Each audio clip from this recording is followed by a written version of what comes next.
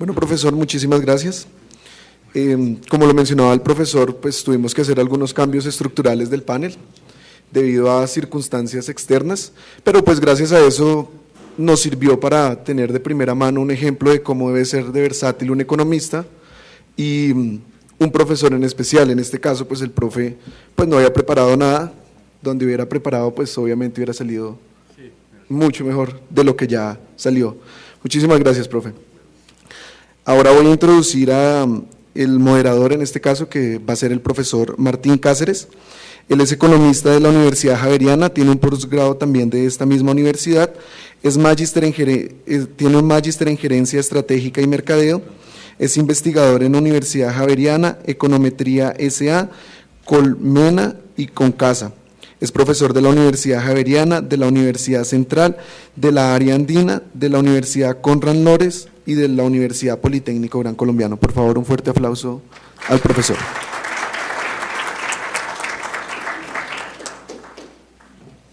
Muchas gracias. Creo que hasta hace 2 minutos era economista, pero después de la lectura que hizo de Keynes, creo que nos falta bastante. Sin embargo, la formación profesional en ese lapso de tiempo lo hace a uno cambiar muchas veces como de objetivo en su vida laboral. Tal vez en un comienzo de mi carrera me gustaban mucho las finanzas, ese era como mi fuerte. Al final pensé o miré, después de todas las materias que nosotros veíamos, pues que nuestro trabajo de economía es mucho más amplio, mucho más abierto, no solamente al interior de las empresas, sino por fuera de ellas, ¿no? Mucho más global. Entonces empecé a hacer mis primeros trabajos en octavo, noveno semestre, pero como investigador económico. Los primeros temas fue en el área ambiental precisamente, allí en la Universidad Javeriana. Después ya graduado, pues tuve la oportunidad de trabajar como investigador en empresas dedicadas, bueno, en esa época eran muy pocas empresas que se dedicaban a la consultoría económica.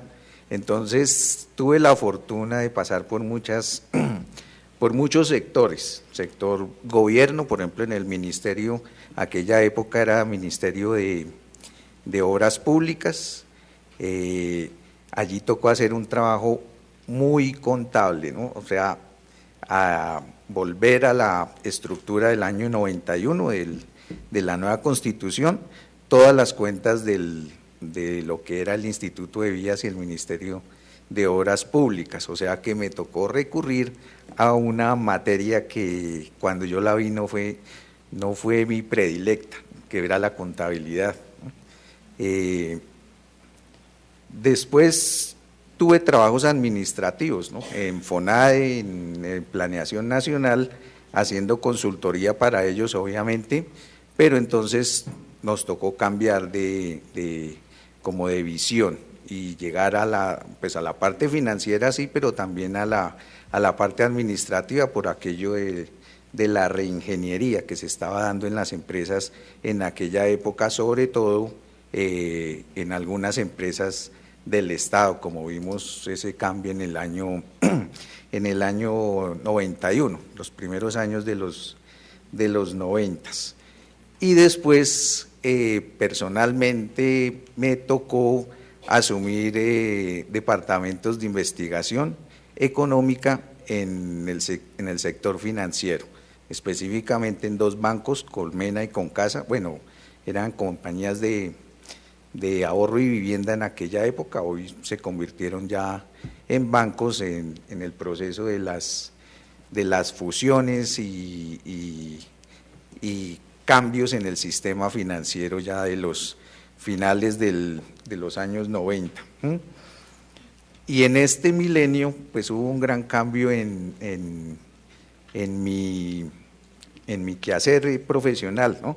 Yo le había oído tal vez mucho tiempo a la docencia hasta que me gané un regaño en la Universidad Javeriana y fue después de haber terminado las asignaturas de la maestría, pues entonces me dijeron, ya es hora de que usted empiece pues a compartir lo que se le ha enseñado, ¿no? Pues si es una maestría, usted debería estar ejerciéndola. Entonces comencé allí, obviamente con las asignaturas de fundamentos de economía y macroeconomía, y eso fue en el año 2000, o sea que ya 14, ya voy a cumplir los 15 años en la labor docente.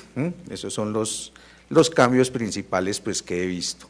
Creo que se resume en eso lo que los profesores han dicho, ¿no? El economista tiene que ser muy versátil, muy abierto a los cambios, a la manera de pensar, de analizar las cosas, y entonces esto me lleva a dos principios que debe tener el economista.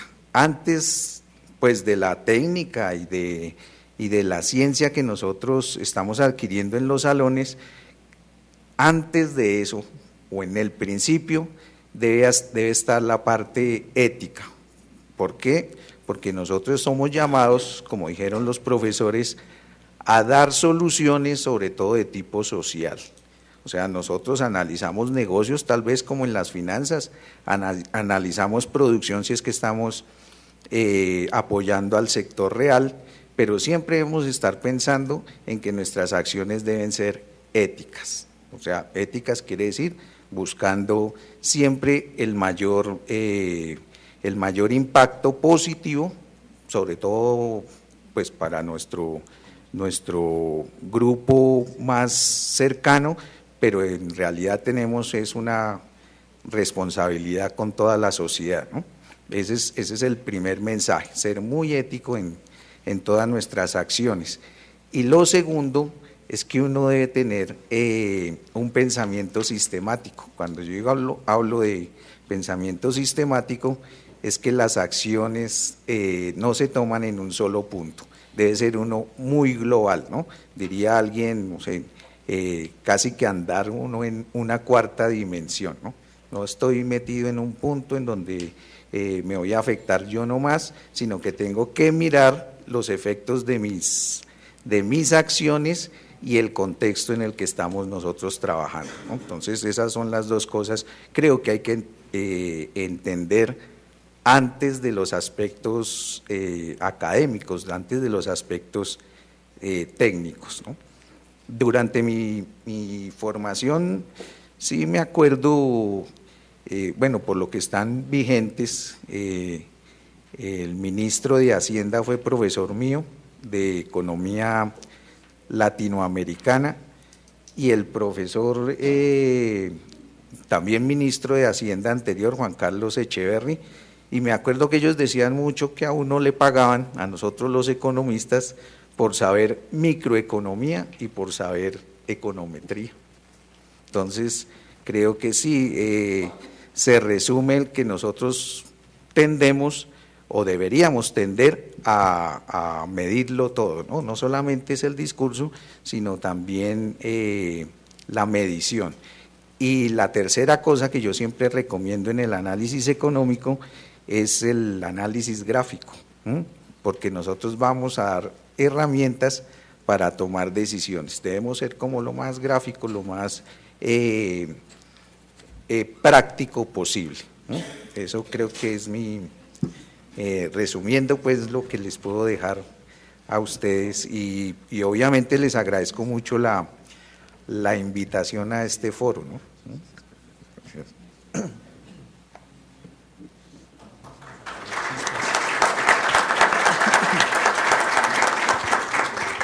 Bueno, muchísimas gracias, profe.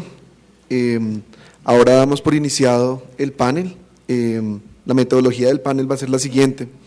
El moderador nos va a hacer una introducción del tema de la reforma tributaria y nos va a plantar en lo que es hoy y ya se conoce como la reforma al impuesto a la riqueza.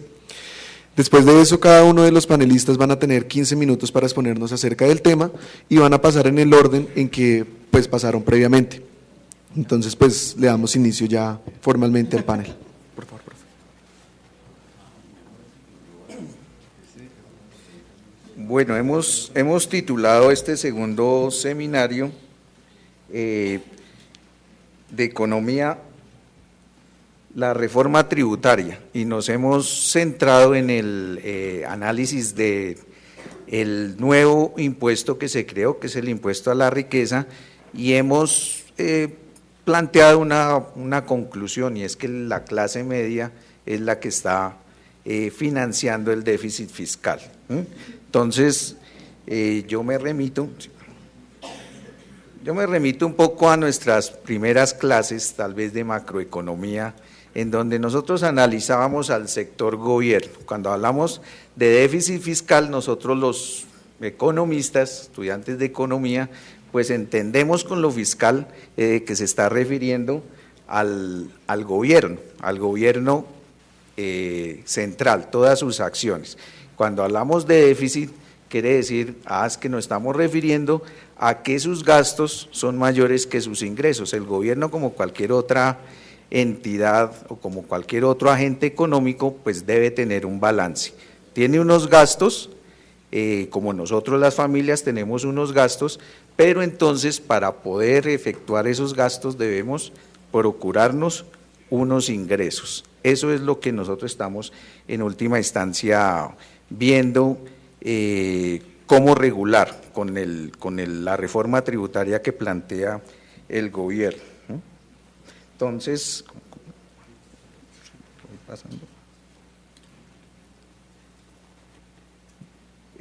me remito a unos antecedentes. El antecedente, obviamente, como les decía ahorita, nosotros tenemos un marco, no podemos quedarnos en la acción de gobierno y el que va a pagar el impuesto, sino que nosotros estamos en un marco jurídico. Aunque sean acciones económicas, primero hay que remitirnos a ese orden jurídico, el nuestro obviamente que es la Constitución Nacional del 91 y específicamente el título 12, que es el que nos habla de todos los gastos y los ingresos y el ordenamiento de las finanzas públicas. Ese sería el marco pues grande que nosotros tenemos como referencia, como parámetro.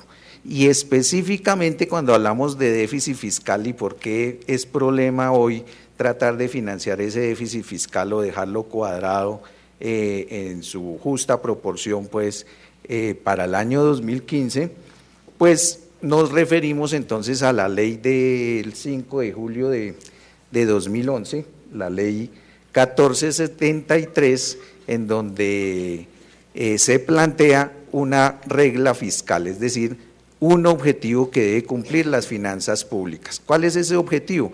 Que en el año 2022 las finanzas públicas deben estar casi equilibradas, pero como les decía antes también, nosotros no nos vamos simplemente al discurso de que ojalá que estén equilibradas, sino que se le pone un numerito, se plantea que en el 2022 el gasto público debe estar máximo por encima 1% con respecto a los ingresos fiscales, 1% con relación al Producto Interno Bruto, es decir, a todo ese esfuerzo que hace el país en un año, debe ser el 1%.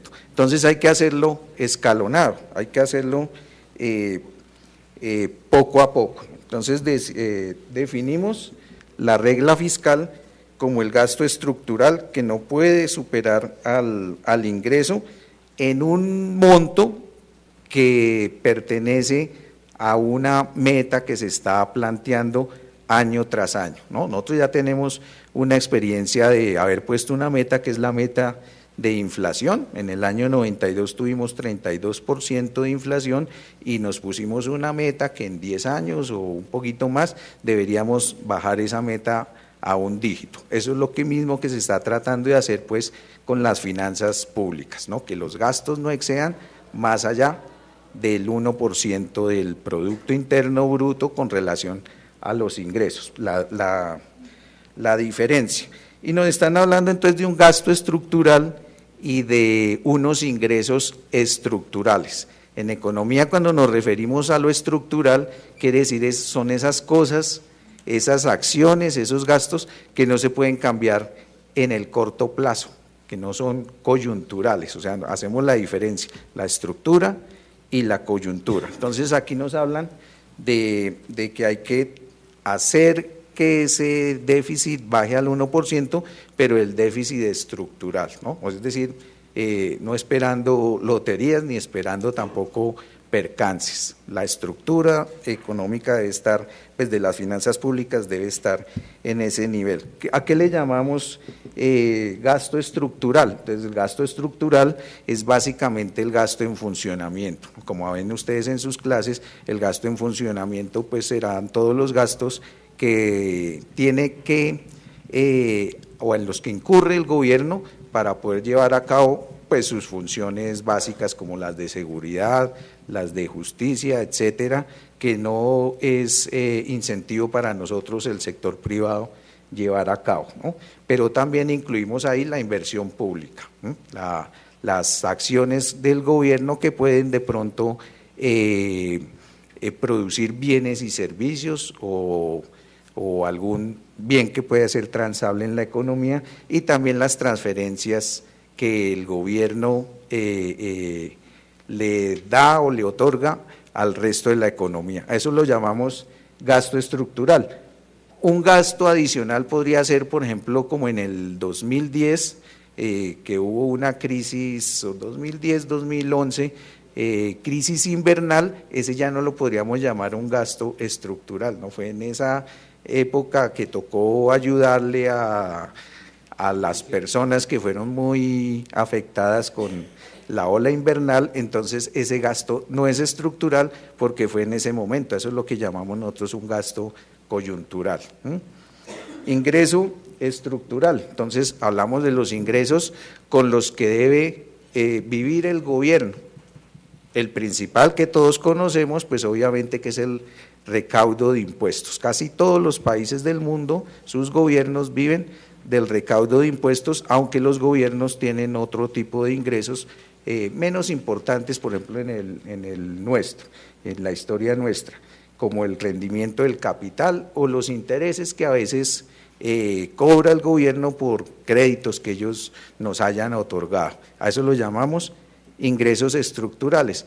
Un ingreso coyuntural podría ser, por ejemplo, un ciclo de auge económico, pues puede generarle unos ingresos adicionales al gobierno. Entonces, lo que tratamos nosotros de hacer es que el déficit estructural sea el 1%, quiere decir, no contemos con esos ingresos adicionales que puede que se den, puede que no se den, como dicen sus compañeros de contaduría, esos contingentes, esos activos o esos pasivos contingentes.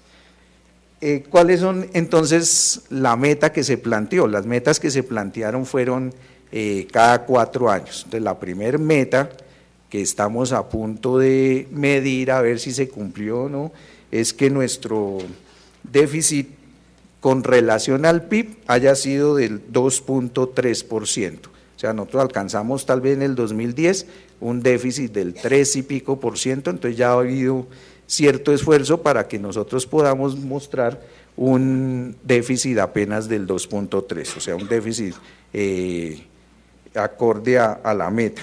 En el 2018 se va a hacer la otra medición, obviamente eso lleva un lapso de tiempo de las acciones que tome las finanzas públicas, pero allá se irá a medir entonces en el 1.9% que haya alcanzado el déficit con relación obviamente al Producto Interno Bruto para llegar a la meta última, al 1% que les hablaba al comienzo de la regla fiscal, o sea que se cumpla en el balance estructural de las finanzas públicas. Si nosotros nos remitimos a nuestra historia y a las cuentas, otra vez volviendo a la contabilidad, las cuentas nacionales, pues el gasto del gobierno, el gasto público, podemos casi que decir que ese gasto es estructural, quiere decir no lo podemos cambiar, o sea, cualquier cosita que se plantee, por ejemplo, la inversión social, pues entonces habría que aumentar ese gasto en su estructura, o sea, la base de nuestro gasto público en Colombia es estructural. Luego el déficit que nosotros estamos teniendo es estructural, es estructural. Entonces ahí muestro, o nos muestra mejor el Ministerio de Hacienda, cómo es la estructura de los gastos en billones de pesos. Entonces el principal gasto, el funcionamiento, lo que gasta el gobierno en funcionar, en llevar a cabo sus tareas, es 119 billones de pesos, que eso equivale a un 14.5% del Producto Interno Bruto. O sea, nosotros siempre estamos midiéndolo todo al Producto Interno Bruto, porque ese es el esfuerzo que hacemos todos, ¿no?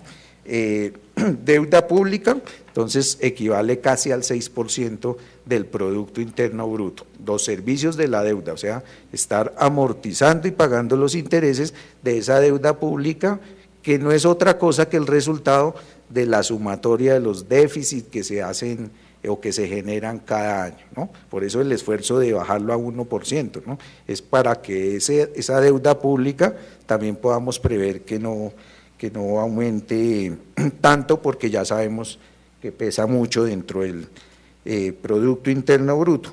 Y la inversión pública, que siempre es muy baja, lo que nosotros quisiéramos es apenas del 6%, o sea que el 26% del Producto Interno Bruto es, o el esfuerzo que nosotros hacemos equivale a ese 26% de gastos que efectúa el gobierno.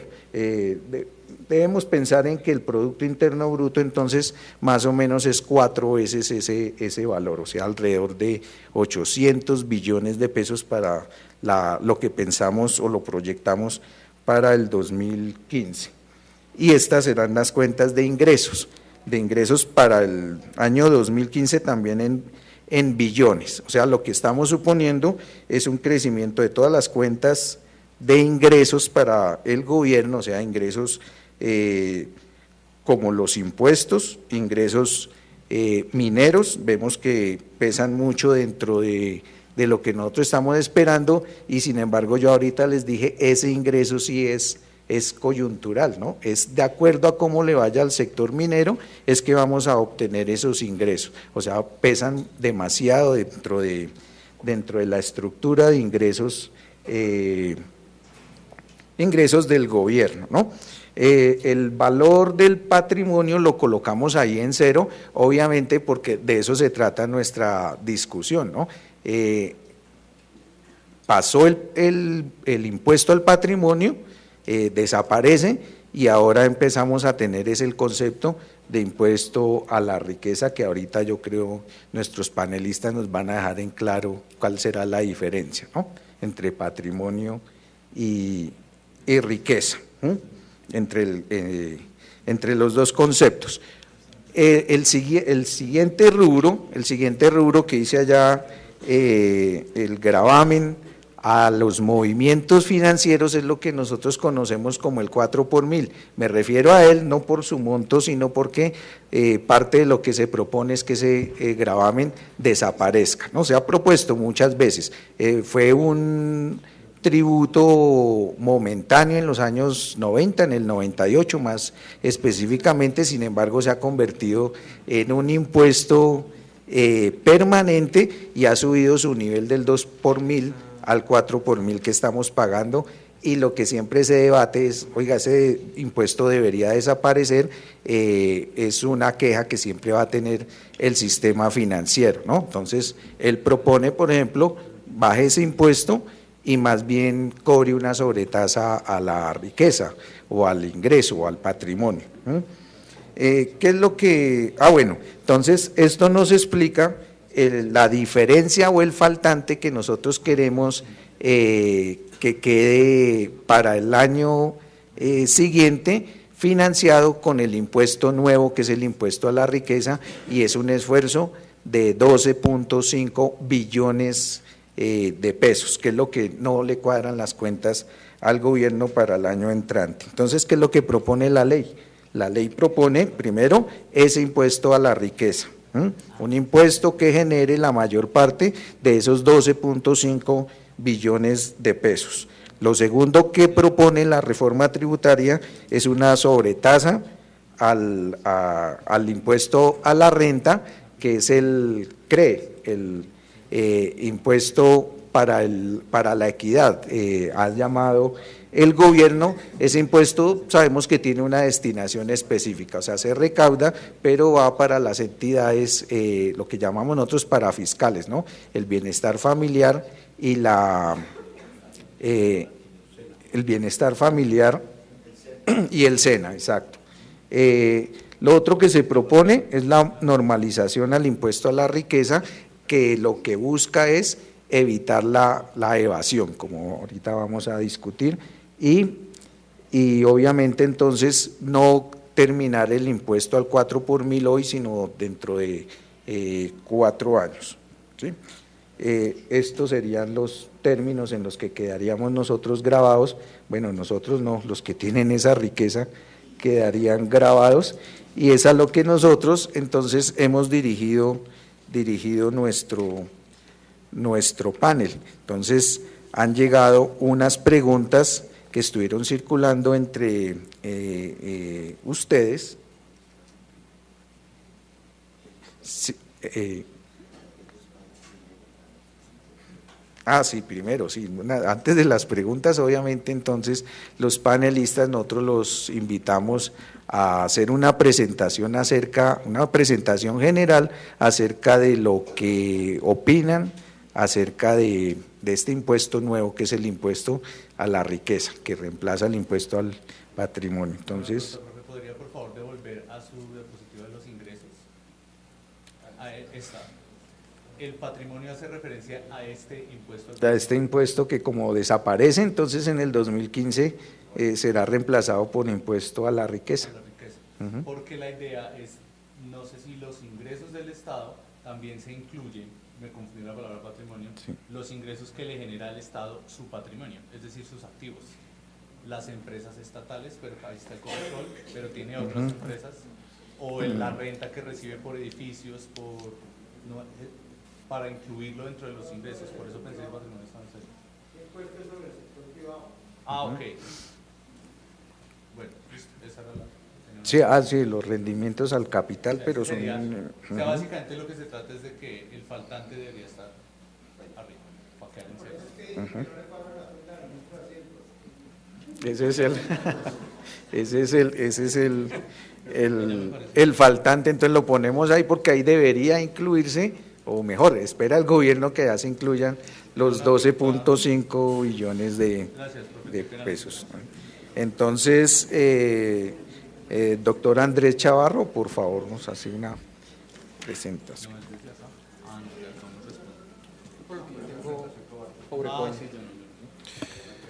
Bueno.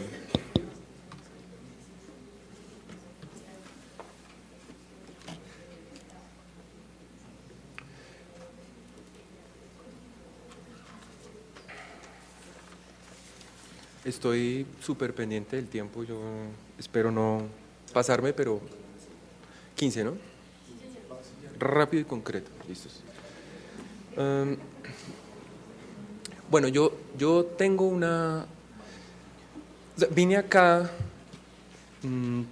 al panel con algunas impresiones, no quiero entrar en la filigrana.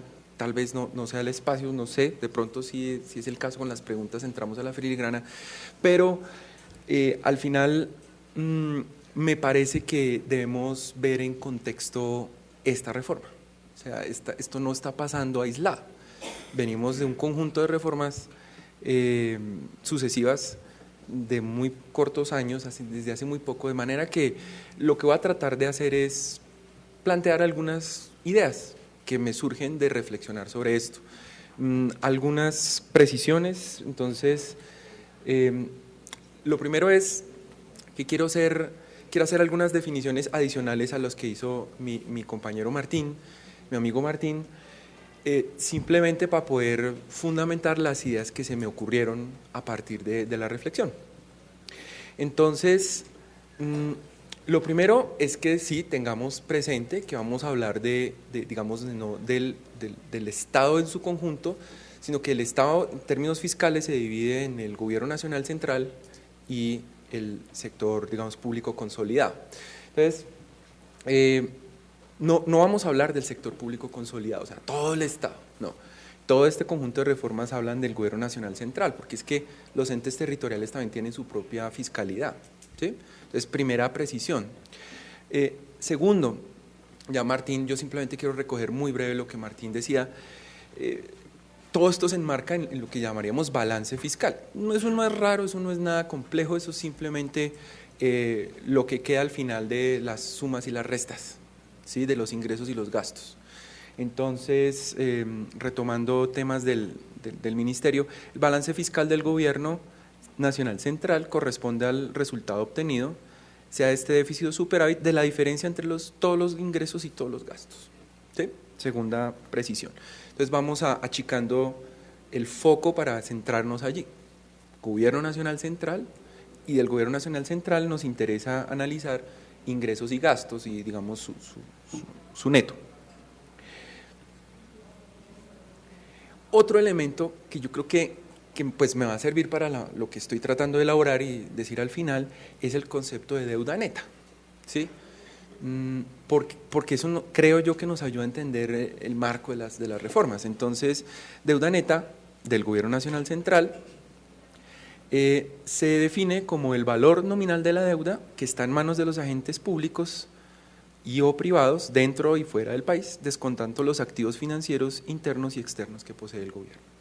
O sea, luego de quitar los activos financieros internos y externos, lo que queremos ver es cuánto debe el gobierno, ¿sí?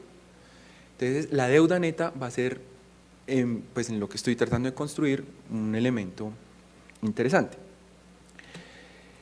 Siguiente. Cuando estamos hablando del gobierno nacional central, otro concepto importante va a ser, digamos, el endeudamiento. El endeudamiento tiene dos caras, ¿sí? Fuentes y usos. Aquí, como estamos en las precisiones, pues simplemente las fuentes las enumero, tomando todo esto del Ministerio de Hacienda, esto es libre, público, no tiene misterio. Entonces, fíjese que para qué se endeuda, o sea, digamos, ¿dónde se financia? Aparte, obviamente, de los, como dice Martín, de los ingresos corrientes y tal, digamos, ¿cuáles son sus fuentes de financiamiento y a qué lo dedica? Yo creo que eso debemos ponerle atención a esa tablita un poquito y reflexionar. Mire que las fuentes, pues son los desembolsos, ¿no es cierto?, los préstamos que pueden ser externos, bonos, multilaterales, o pues préstamos internos, los títulos de deuda soberana, las subastas, los ingresos de las empresas públicas, bueno, conjunto de definiciones allí. El caso es que tenemos estas fuentes, ¿y para qué se usa ese financiamiento? Para financiar déficit. Entonces, sin querer adelantarme mucho al asunto, notemos que adquirimos gran parte de deuda para pagar deuda. ¿Sí? Quiero dejar esa cosa allí flotando. Luego, digamos, vienen otros usos, pero quiero llamar la atención es en que nos endeudamos para pagar deuda, o sea, hacemos un hueco para tapar otro. Entonces, eso va muy relacionado con la regla fiscal, ¿sí? Porque la regla fiscal nos dice que debemos estar más o menos ajustaditos de aquí al año 2022, ¿cierto? Más o menos con una